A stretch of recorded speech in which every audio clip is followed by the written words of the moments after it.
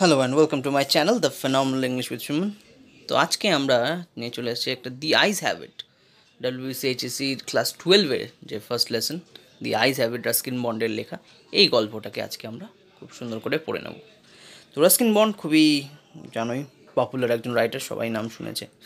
তো রাস্কিন বন্ডেরই সুন্দর একটা গল্প এটা। তো যেখানে আমাদের যে ন্যারেটর বা কথক, সে নিজে অন্ধ, কিন্তু সে তার অন্ধত্ব লুকাতে চায়। কিন্তু সে তার অন্ধত্ব এমনই একজনের থেকে লুকাচ্ছে যার থেকে বোধহয় না লুকালেই ভালো হতো। তো কেন এই কথাটা বলছি দেখে নিই গল্পে। তো কী বলছে দেখো, I had the train compartment to myself up to Rohana, then a girl got in. তো রোহানা একটা জায়গার নাম। তো রোহানা অবধি আমি ট্রেনের কম্পার্টমেন্টে একাই বসেছিলাম, তারপরে একটি মেয়ে উঠলো। The couple who saw her off were probably her parents. They seemed very anxious about her comfort, and the woman gave the girl detailed instruction as to where to keep her things, when not to lean out of windows, and how to avoid speaking to strangers. তো যেই কাপলরা মেয়েটাকে ছাড়তে এসেছিল, তো সেই কাপলটা সম্ভবত তার parents. তো একজন মহিলা একজন পুরুষ মেয়েটাকে ছাড়তে এসছে, দেখেই মনে হচ্ছিল যে তারা তার বাবা মাই হবে।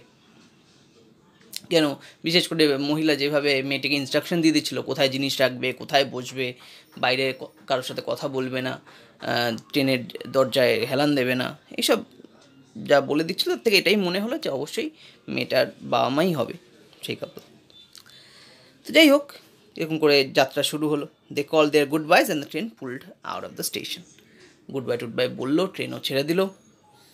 As I was totally blind at that time. দেখো, আমাদের কথক প্রথমেই স্বীকার করে নিচ্ছে যে আমাদের কথক কিন্তু অন্ধ, অ্যান্ড পুরোপুরি অন্ধ। কেন, কি বলছে দেখো, my eye sensitive only to light and darkness. শুধু আলো অন্ধকারের পার্থক্যটুকু করতে পারেন, এর চেয়ে বেশি কিন্তু দেখতে পান না, পুরোপুরি অন্ধ বলা যায়।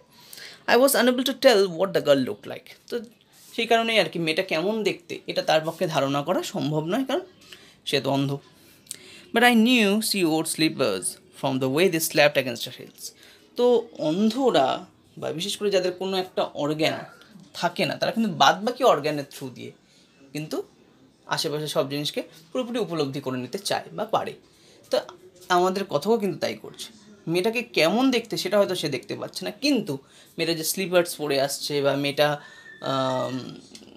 কীভাবে হাঁটছে সেটা কিন্তু সে ঠিক শব্দ শুনে খেয়াল করছে। তো সেটা শুনে বুঝতে পারছে মেয়েটা স্লিপার্স পরে আসছে, কেন স্লিপার পরে এলে সেটা একটা চপট চপট করে আওয়াজ হয়। It would take me some time to discover something about her looks. মেয়েটা কেমন দেখতে এটা বুঝতে আমাদের কথকের একটু টাইম লাগবে। And perhaps I never would. আবার পারবো কি না তাও জানি না, কারণ সবসময় বোঝা যায় না, কথাবার্তা না হলে কি বিশেষ ভালোভাবে ফিল না করলে কী করে বুঝবে যে কী পড়ে এসছে, কেমন দেখতে, এগুলো বলা একটু মুশকিল, কারণ এটা পুরোপুরি চোখের কাজ, তাই না? তো যাই হোক, কী বললো দেখো এরপরে, but I like the sound of her voice. তাহলে আমাদের কথকের কিন্তু মেয়েটার গলার ভয়েস খুব পছন্দ হয়েছে। And even the sound of her slippers, তার জুতোর বা স্লিপার্সের আওয়াজও খুব পছন্দ হয়েছে। অদ্ভুত ব্যাপার। যাই হোক, কথক কি জিজ্ঞাসা করছে দেখো, are you going all the way to Dehra, I asked. তো কথক জিজ্ঞাসা করলো, তুমি কি ডেরার দিকে যাচ্ছ? তো এটা শুনেই মেয়েটা খুব হকচকিয়ে উঠলো। সেই জন্যই আমাদের কথক বলছে দেখো, I must have been sitting in a dark corner. আমি নিশ্চয়ই কোনো অন্ধকার জায়গায় কোনায় বসেছিলাম, কারণ আমার ভয়েসটা তাকে খুব হকচকিয়ে তুললো, খুব অবাক করে তুললো। She gave a little exclamation and said, I didn't know any one else was here. তো মেয়েটা কিন্তু বললো যে না না, আমি তো জানি না যে আর কেউ ছিল। আচ্ছা আচ্ছা, আপনিও আছেন?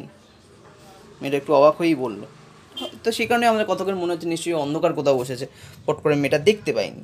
ওর গলা শুনে একটু অবাক হয়ে জিজ্ঞাসা করলো, ওয়েল ইট অফেন হ্যাপেন্স। তো এই যে কথাটা, যে আচ্ছা আপনিও আছেন, আমি তো খেয়াল করিনি, এই কথাটা কিন্তু আমাদের ন্যাটার খুব মনে লেগে গেছে। সে বলছে, আচ্ছা তুমি চোখ থাকতেও দেখতে পেলে না আমাকে? সেই জন্য দেখো কীভাবে বলছে, হ্যাঁ এরকমই হয়, যাদের ভালো চোখের জ্যোতি থাকে তারা আশেপাশের জিনিস বা সামনের জিনিস দেখতেই পায় না। They have too much to take in, অনেক কিছু দেখতে হয়, তো তাই হয়তো সামনের জিনিসগুলোই চোখে পড়ে না। Whereas people who can not see, যারা দেখতে পায় না, তাদের তো ওই অল্প যা সেন্সেস আছে সেগুলো দিয়েই সব কিছু নিয়ে নিতে হয়, উপলব্ধি করতে হয়। তারা কিন্তু তাদের বাদ বাকি অর্গানের উপর ডিপেন্ড করে যা যা পায় সব উপলব্ধি করতে চায়। তো এই পার্থক্য, চোখ থাকতেও অনেকে দেখতে পায় না, অনেকে চোখ না থেকেও অনেক কিছু উপলব্ধি করে ফেলে। তো পোয়েট আমাদের যে কথক কিন্তু একটু কথা শোনানোর মতো করেই বললো, কেন মেয়েটা যেহেতু বলেছে ওকে দেখতে পাইনি, একটু খারাপ লেগেছে।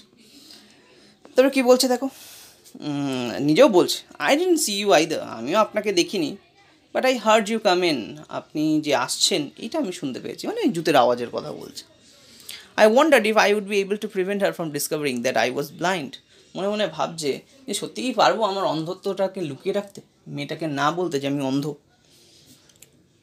তারপরে ভাবলাম না, হতেও পারে, প্রোভাইডেড, মানে যদি, প্রোভাইডেড কথা মানে হচ্ছে যদি, I keep to my seat, I thought it should not be too difficult, যে আমি যদি আমার সিটেই বসে থাকি তাহলে খুব অসুবিধা হবে বলে মনে হয় না, কেন সিট থেকে উঠে হাঁটাচলা করলে হয়তো ধাক্কা লাগতে পারে, কোথাও পড়ে যেতে পারি, তখন একটা চোখে দেখার ব্যাপার চলে আসে, বসে বসে কথা বলতে অত বেশি প্রবলেম হয় না, সেখানে অন্তত লুকিয়ে রাখা যায়। The girl said, I am getting of at Saharanpur, বলছেন না আমি তো দেরায় যাবো না, যেহেতু প্রশ্ন করেছিল দেরায় যাচ্ছে কি না, মেয়েটা বললো যে না আমি সাহারানপুরেই নেমে যাবো। My aunt is meeting me there, বলছে আমার আন্ট ওখানে আমার সাথে দেখা করবে, আন্টি আমাকে রিসিভ করে নেবে, ভালো কথা। Then I had better not get too familiar, বলছে তাহলে আর আমি আপনার সাথে বেশি বন্ধুত্ব বাড়াবো না, ফ্যামিলিয়ার মানে চেনা পরিচয় বানাবো, তো আমি আর চেনা পরিচয় বানাবো না, কারণ আর্নস্টার কিন্তু খুব ফর্মিডেবল ক্রিয়েচার হয়, ফর্মিডেবল মানে খুব বিপজ্জনক ও ভয়ঙ্কর হয়। ধরো কোনো মেয়েকে পছন্দ হয়েছে কোনো ছেলে, তার আন্ট তার সাথে ঘুরে বেড়াচ্ছে মেয়েটার সাথে, তাহলে কি ছেলেটা সেই সাহস হবে গিয়ে দুটো কথা বলার? না। তো এখানে আমাদের কথক তাই বলছে যে না না, তাহলে আর তোমার সাথে বেশি বন্ধুত্ব জমাবো না, বেশি চেনা পরিচয় বাড়াবো না, আবার আন্ট আছে, আন্টরা তো খুব ভয়ঙ্কর হয়। তো মেয়েটাও জিজ্ঞাসা করলো ভদ্রতার খাতিরে যে আপনি কোথায় যাচ্ছেন, war are you going?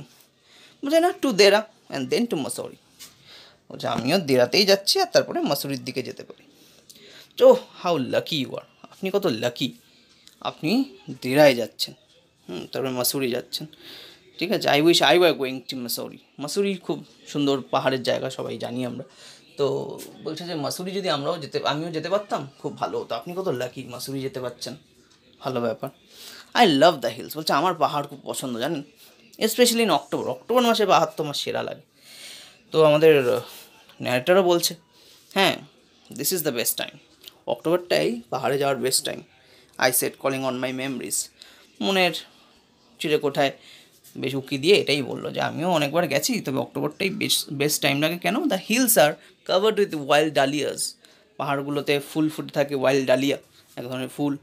Sun is delicious, সূর্যটাও খুব সুন্দর লাগে সেই সময়। And at night you can sit in front of log fire, তো আগুন জ্বালিয়ে সুন্দর করে ওই সময় বন ফায়ার করা যায় একটা। And drink a little brandy, একটু মদ্যপান করলেও কোনো সমস্যা নেই। অ্যান্ড এই সময় কি most of the tourist have gone, বেশিরভাগ টুরিস্টই বাড়ি চলে যায়। And the roads are quiet and almost deserted, রাস্তাও খুব ফাঁকা ফাঁকা থাকে। হ্যাঁ, অক্টোবরই বেস্ট সময়। শি ওয়াজ সাইলেন্ট, চুপ করে ঢাকলো। I wondered if my words has touched her or whether she thought me romantic fool, তো মেয়েটা এত কিছু শুনে একটু চুপ করে থাকায় আমাদের কথকের মনে হলো যে আমার কথাগুলো খুব মন দিয়ে শুনেছে, মন ছুঁয়ে গেছে এরকম, নাকি আমাকে আবার রোম্যান্টিক ফুল ভাবছে, এত কিছু নেচারের ডেসক্রিপশন দিয়ে দিয়েছি। তো একটু ভাবলো। তো যাই হোক, এরপরেই কী হলো, আমাদের অথার কিন্তু, আমাদের কথক কিন্তু একটা ভুল করে বসলো। Then I made a mistake, বলছে দেখো কেন, what is it like outside, ওকে প্রশ্ন করে ফেলেছে মেয়েটাকে যে বাইরেটা কেমন বলুন তো। এবার যার চোখ আছে সে কেন প্রশ্ন করবে বাইরেটা কেমন, তাই না, কেমন লাগছে আজকে, তো সেটা নিজেই দেখে নেবে। এই প্রশ্নটা করায় হয়তো ওর মনে হলো এই রে মেয়েটা ধরে ফেললো না তো যে আমি অন্ধ। She seem to find nothing strange in that question, মেয়েটারও কিন্তু এই কোয়েশ্চেনে বেশি অবাক কিছু লাগলো না। তাহলে কি মেয়েটা অলরেডি নোটিস করেছে যে আমাদের কথক অন্ধ? But her next question remove my doubts, কী বলছে নেক্সট প্রশ্নটা মেয়েটার কিন্তু আমাদের কথকে সব ডাউট মুছে দিল যে না, মেয়েটা কিছু বোঝেনি যে অন্ধ। Why don't you look out of the window, বলছে আপনি দেখে নিন না বাইরেটা কেমন কী আছে। I moved easily along the berth and felt for the window ledge, তো আমাদের কথগত অ্যাক্টিংয়ে খুব ভালো, কোনো রকম জানলার কাছে গিয়ে বাইরেটা মুখ বাড়িয়ে একটা এরকম ভান করছে যে ও বাইরের ল্যান্ডস্কেপ দেখছে, সুন্দর প্রকৃতি দেখছে। দেখো বলছে I faced it making a pretence of studying the landscape, একটা ভান করছে যে আমি ল্যান্ডস্কেপটা দেখছি, সুন্দর চারিদিকে ঝকমকে প্রকৃতি। I heard the panting of the ইঞ্জিনের প্যান্টিংও শুনতে পাচ্ছে, the rumble of the wheels, চাকাগুলোর যে গড়গড় আওয়াজ, আমার মনের চোখে আমি টেলিগ্রাফ পোস্টগুলো যেটা থাকে আর কি রেলওয়ে ট্র্যাকে সেগুলো পাস করছে, সেগুলো দেখতে পাচ্ছি। এবার আবার একটু সাহস করে জিজ্ঞাসা করলো, কত have you noticed, I venture মানে সাহস করা, that the tree seem to be moving while we seem to be standing still. আপনি কি দেখেছেন যে আমরা যখন বসে আছি ট্রেনে মনে হচ্ছে যে আমরা এগোচ্ছি না, শুধু গাছগুলোই পিছিয়ে যাচ্ছে।